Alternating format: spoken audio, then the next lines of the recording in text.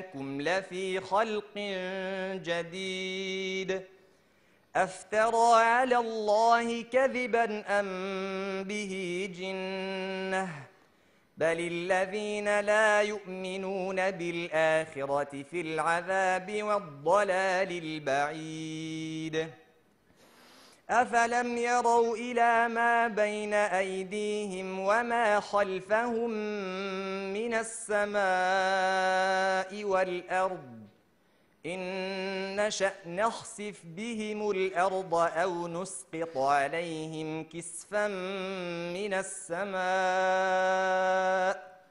إن في ذلك لآية لكل عبد منيب ولقد آتينا داود منا فضلا يا جبال أوبي معه والطير وألنا له الحديد أن اعمل سابغات وقدر في السرد واعملوا صالحا إني بما تعملون بصير. حسبك.